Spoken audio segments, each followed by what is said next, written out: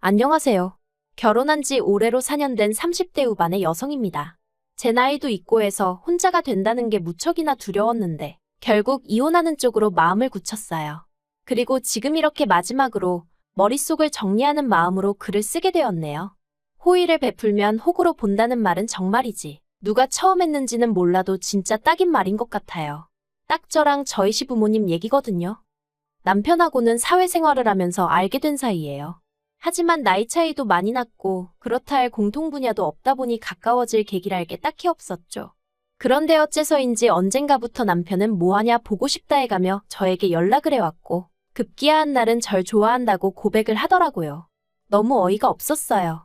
아무리 연상연하 커플이 유행이라지만 그게 제 이야기가 될 줄은 꿈에도 상상을 못했으니까요. 아무튼 처음에 저는 남편의 고백을 단칼에 거절했습니다. 그런데 남편은 쉽게 포기하지 않대요. 이후로도 거의 2년 가까운 시간 동안 한 번만 기회를 달라며 저에게 매달렸거든요. 그리고 남편의 한결같은 그리고 무조건적인 애정 공세에 저는 결국 마음의 문을 열게 되었죠. 남편의 조건은 제가 평소에 가지고 있던 제 나름의 기준에 미치지 못했지만 크게 개의치 않았습니다.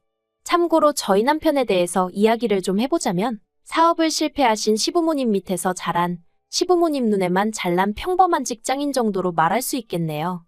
반면에 저는 제 입으로 이렇게 표현하기가 껄끄럽긴 하지만 그래도 꽤나 사는 집의 외동딸이었죠. 친정부모님은 두 분 다 강단에 서시는 분들이셨고 대대로 물려받으신 재산도 있으셨거든요. 그리고 그 재산의 일부를 저에게 일찍이 물려주신 덕분에 제 앞으로는 월세가 나오는 원룸도 몇 개 있었고 이와는 별개로 저도 남편처럼 직장을 다니고 있었으니 어떻게 들릴지 모르겠지만 제가 남편보다 나이가 많다는 점을 제외하고는 제가 남편에게 부족한 점은 없었다고 생각해요. 하지만 시댁에서는 제 나이를 흠잡아 결혼을 반대하셨고 친정에서는 반대까지는 아니었지만 그래도 시댁 형편이 어려우면 분명히 제가 스트레스를 받는 순간이 올 거라며 걱정 정도는 하시는 눈치셨어요. 하지만 어째서인지 시댁의 반대는 오래가지 않았습니다. 나중에 알고 보니 남편이 제가 가진 재산이라던가 그런 걸 시부모님에게 죄다 말씀을 드렸었다네요. 그러자 시부모님도 못 이긴 척 저희 결혼을 허락해 주셨던 거고요. 만약 이 사실을 결혼 전에 알았다면 시부모님의 검은 속내가 역겨워서라도 오히려 제가 이 결혼 안 하겠다 했을지도 모르는데 남편이 이런 이야기는 쏙 빼놓고 마치 자기가 시부모님을 간절히 설득하여 상황이 달라진 것 마냥 저에게 생쇼를 해댔으니 그때를 생각하면 남편이란 인간이 괘씸할 뿐이에요. 아무튼 어찌저찌 허락은 받아서 결혼 준비를 시작했는데 앞서 언급한 대로 시댁은 사업 실패로 가세가 무척이나 기울어져 있다 보니 결혼을 하는 데 있어서 어떠한 도움도 기대할 수 없는 상황이었습니다. 그래도 그나마 남편이 모아둔 돈이 좀 있었기에 그걸로 가정가구 등을 채우긴 했지만 기본적으로는 제가 가진 아파트, 제가 가진 차, 소위 굵직굵직한 건 전부 다 제가 가진 걸로 시작했어요. 그래도 정말이지 시부모님한테 서운한 티 한번 내본 적 없었습니다. 그냥 없으니 그러셨겠지 하고 말았죠. 친정부모님도 말씀하시길 있는데 안 해주시는 것도 아니고 없어서 못 해주는 사람들 마음은 오죽하겠느냐며 저더러 그걸 탓하면 안 된다 하셨으니까요. 그리고 막상 결혼하고 살아보니 시부모님이 나쁘신 분들은 아니셨어요. 특히 어머님께선 제가 그간 들어왔던 시어머니의 모습과는 많이 달랐죠. 저한테 이래라 저래라 시키시는 것 일절 없으셨고 제가 작은 선물이라도 하나 해드리면 얼마나 좋아해 주셨는지 몰라요. 명절에도 시댁뿐만 아니라 친척집까지 돌아다녀야 하긴 했지만 그래도 저한테 일은 시키지 않으셨어요. 물론 그렇다고 저도 가만히 있던 건 아닙니다. 자발적으로 요리도 하고 설거지도 하고 어머님이 워낙 뭘 시키시지 않으셨으니 오히려 저도 눈치껏 싹싹하게 움직이게 되더라고요. 저는요 정말이지 솔직히 이 정도 고부관계면 어디 가서 말하기 남 부끄럽지 않은 사이라고 생각했네요. 하지만 저 혼자만의 착각이었을까요? 시작은 아버님의 유일한 수입원이 끊어지면서였어요. 아버님은 이전에 작은 공장을 운영하시다가 보증을 잘못 써시는 바람에 순식간에 빚더미에 올라앉으셨고 이후로 개인 파산을 하신 뒤 그나마 운 좋게 지인의 사무실에서 잡무를 봐주시고 계셨어요. 그런데 그 지인분도 나이가 있으셔서 올해 초 사무실 문을 닫았고 그렇게 아버님도 졸지에 일자리를 잃으셨죠. 아버님은 그 일로 크게 충격을 받으신 듯했고 더는 뭘 해야 할지 도통 모르겠다며 저희 남편에게 하소연을 하셨던 모양입니다. 부자지간이라고 해도 아버님도 얼마나 갑갑하셨으면 아들을 붙들고 그런 이야기를 하셨을까 싶어요. 아무튼 그런 이야기가 오갔다는 걸 알게 된 지 며칠이 지났을 무렵 남편이 저에게 부탁이 있다더니 하는 말이 저희 친정아버지한테 말씀드려서 친정아버지가 가지고 계신 건물의 관리 일을 아버님께 맡기면 안 되겠냐는 거예요. 솔직히 좀 당황스러웠지만 일단은 알겠다고 한번 여쭤보겠다고 했습니다. 하지만 너무 기대는 하지 말라고 했어요. 제가 알기로는 이미 건물마다 관리해 주시는 분들이 계시기도 했고 다들 저희 가족과 오랜 인연이라서 한 분이라도 스스로 관두시지 않는 한 친정아버지 성격에 내보내시진 못하실 게 분명했으니까요. 하지만 결론부터 이야기하자면 다행히 친정아버지 건물 중 한 곳의 관리인분이 와이프 되시는 분과 귀농을 하기로 했다는 소식을 전해온 참이었고 그래서 아버님께 관리직 일을 맡길 수 있게 되었습니다. 그래서 남편에게 될 것 같다고 이야기를 하니 정말 기뻐하더라고요. 아버님도 남편에게 연락을 받으신 건지 저에게 몇 번이나 전화해 고맙다 하시면서 이제 좀 숨통이 트이는 기분이라셨죠. 그런데 어머님께선 저희 세 사람과는 의견이 다르셨던 모양입니다. 저는 정말이지 어머님의 그런 모습은 처음 봤어요.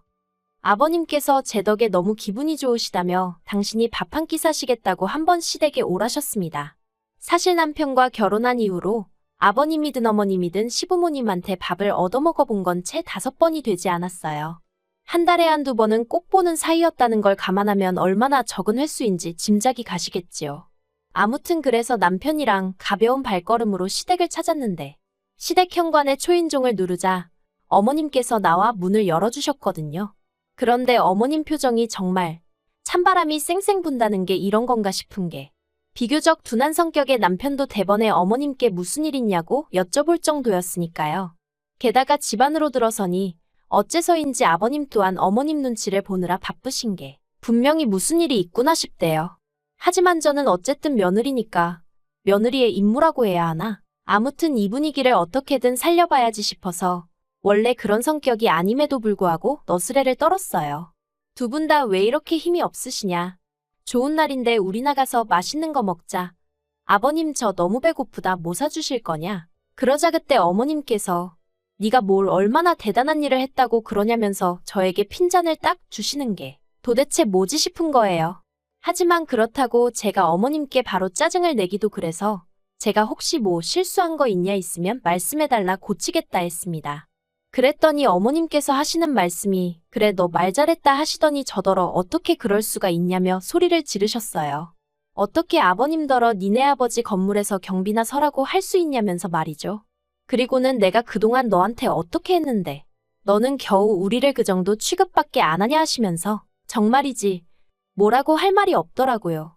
그래서 제가 어머님께 그렇게 불편하게 생각하실 줄은 정말 몰랐다고 죄송하다고 사과를 드렸습니다.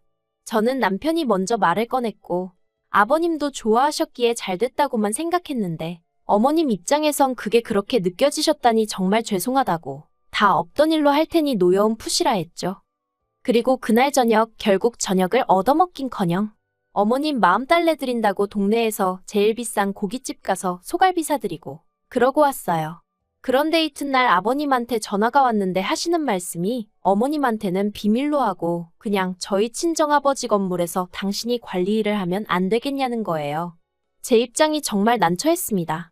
괜히 아버님 부탁을 들어드렸다가 어머님이 알게 되시면 그땐 저뿐만 아니라 저희 친정부모님까지 싫은 소리 듣게 되실 게 뻔할 뻔자였고 그렇다고 아버님 부탁을 거절하자니 앞으로 그럼 아버님과 불편해질 것 같은데 당연히 그 또한 제 입장에선 피하고 싶은 상황이었으니까요.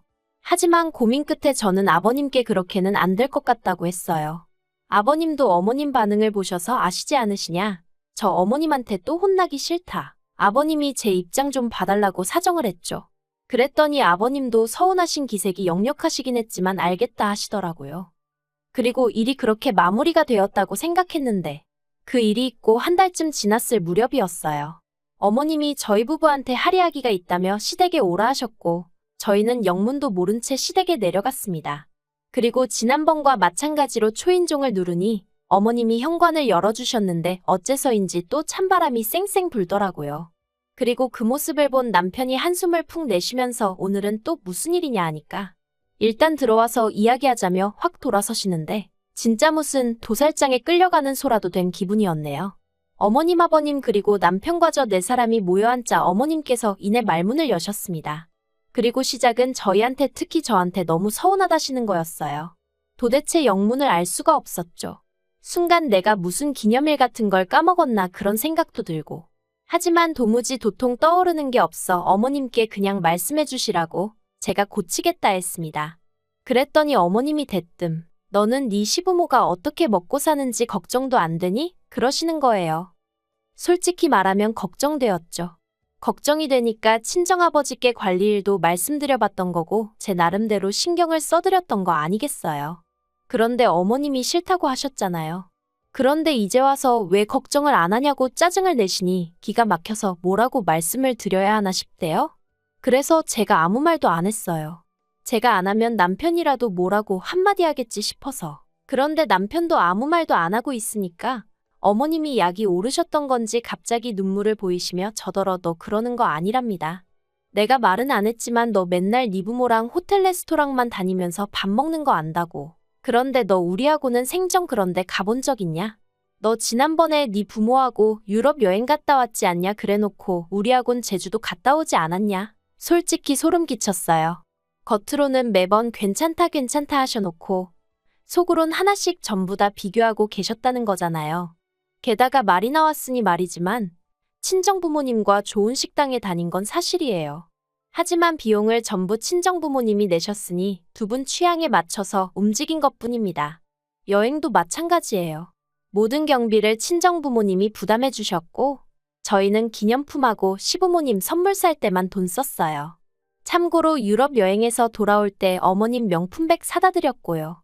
그런데도 어머님이 계속해서 가족여행 다녀와서 좋았냐 어쨌냐 하도 눈치를 주셔서 그래서 어머님 아버님 모시고 제주도라도 다녀오게 된 거예요. 그리고 이때 저희 시부모님 당연하다는 듯 저희 주머니만 바라보고 계셨는걸요. 그런데 그걸 그렇게 비교를 하고 계셨다니 어이가 없었습니다. 하지만 가타부타 일일이 설명을 하기도 뭐하고 하고 싶지도 않아서 그냥 듣고만 있었어요. 그런데 저희 어머님은 하고 싶으신 말씀이 많으셨던 모양입니다. 그쯤에서 끝내시지 않고 덧붙이시기를 시부모도 부모라면서 앞으로 당신들 생활비로 달에 200만 원씩 보내래요. 저희 친정부모님이 만약 이런 상황이면 모른 척 했겠냐고. 아니 네가 200만 원만 주고 말았겠냐면서 정말이지 더는 안 되겠다 싶어서 결국 한마디 했습니다. 어머님 말씀대로 시부모도 부모인데 어째서 시부모님은 저희를 챙겨주시기는커녕 저희한테 받으실 궁리만 하시느냐고. 저희 친정부모님은 가진 거 하나라도 더 주지 못해서 안달이신데 어쩌면 이렇게 다르냐 했죠. 그랬더니 어머님이 적어보라고 그동안 잘해준 거 하나 소용없다면서 저더러 이제껏 속으로 그딴 생각이나 하고 있었으니 저런 말이 나오는 거라며 생사람을 잡으시더라고요. 더는 대화를 해봤자 말이 통할 것 같지 않아 자리에서 먼저 일어났습니다. 그리고 남편에게 어머님 아버님하고 대화 잘 나누고 오라고 한마디 하고 먼저 돌아서서 나오는데 남편이 쫓아나오더라고요. 그리고는 이렇게 가면 어떡하냐면서 얘기를 좀 하자더니 한다는 말이 솔직히 자기도 어머님이 심하신 거 안돼요. 도가 지나치셨고 자기가 대신해서 사과하겠다고요. 그런데 저는 며느리라 모르겠지만 자기는 아들이라서 그런가 자기 부모님 입장이 이해가 안 가는 건 아니랍니다. 저더러 생각해보라면서 저희 부모님은 삐까뻔쩍하게 해놓고 사시는데 어머님 아버님은 그렇지 못하니 얼마나 자존심이 상하셨겠냐고 황당하더라고요. 어머님 아버님이 왜 당신들 스스로를 저희 친정부모님과 비교를 하시는 건지도 모르겠고 설령 비교하시고 속상하셨다고 한들 그게 저나 저희 친정부모님의 잘못도 아닌데 왜 저에게 화를 내시는 건지도 이해가 안 됐으니까요. 그런데 남편은 계속해서 그러니까 그냥 불쌍한 사람들이다 생각하고 한 달에 200씩 드리잡니다. 원룸 3개 월세 합치면 그 정도 되지 않냐면서 그 돈은 제가 힘들게 노력해서 버는 돈도 아니니 괜찮지 않냐고. 우리는 그거 없어도 살잖아 하는데 어이가 없었죠. 그래서 싫다고 했어요. 이러나 저러나 친정부모님이 나 여유있게 마음 편히 지내라고 주신 건데 그렇게는 못 드린다 했습니다. 그리고 당장 우리 친정부모님도 아직 현역에서 일하고 계시는데 아버님 어머님은 왜 못하시냐. 두 분도 뭐든 찾아서 하시라고 해라. 두 분이 버셔도 부족하면 내가 그때 가서 생각은 해보겠다. 하지만 아무것도 안 하고 계시면서 무턱대고 나한테 생활비를 달라 하니 당신이 듣기에도 억지스럽지 않냐? 그러자 남편 얼굴색이 울그락불그락 하더니 저한테 정말 너무하대요. 자기가 이렇게까지 자존심 버리고 부탁을 하는데 그러면 좀 못 이긴 척 드릴 수 있는 거 아니냐면서 저더러 돈이라면 환장을 한 거냐고 세상엔 돈보다 중요한 게 많다나요? 그리고는 자기가 어떻게든 어머님 아버님한테 제 이야기를 잘해주려고 했는데 미워서 그러기 싫답니다. 이참에 어머님 아버님한테 점수가 왕창 깎였을 텐데 저더러 알아서 하래요. 이제 어머님이 시집살이 시키셔도 자기는 제 편도 안 들어줄 거고 저희 친정부모님한테도 싹싹하게 안 하겠답니다. 제가 먼저 양가부모님을 차별하니까 자기도 저희 친정부모님하고 시부모님을 달리 대하겠다나요? 그래서 그러라 했어요. 그럴 거면 사위는 뭐하러 하냐? 나는 뭐하러 니네 집 며느리하고. 이참에 다 때려치자고 했죠. 그리곤 열받아서 혼자 차 끌고 집에 왔습니다. 그리고 정말 어이없게도 남편이 집에 안 들어왔어요. 회사에 출근은 했는지 어쨌는지 모르겠지만 아무튼 4일이란 시간 동안 집을 비웠죠. 남편은 제가 전화라도 해서 어르고 달랠 줄 알았던 모양인데 저는 그럴 생각이 조금도 없었습니다. 어찌나 생각할수록 괘씸하던지 남편에게 이혼하자 했고 어머님 아버님께도 마음에 드는 새며느리 보시라 저는 이 며느리 자리 내려놓겠다 문자를 보내놓은 상황이에요. 남편은 어디 한번 해보자고 답장이 왔는데 제가 부양 의무를 져버렸으니 이혼의 귀책 사유가 저한테 있다나요? 어이가 없어서 그래 정말 해볼 테면 해보자고 했습니다. 그렇게 자기 부모 안쓰러우면 지가 투잡스리잡을 뛰어서라도 생활비 대드리던가 왜 남의 부모님 재산으로 자기 부모 뱃속을 채우려 드는지 진짜 생각할수록 심보도 그런 심보가 없다 싶네요.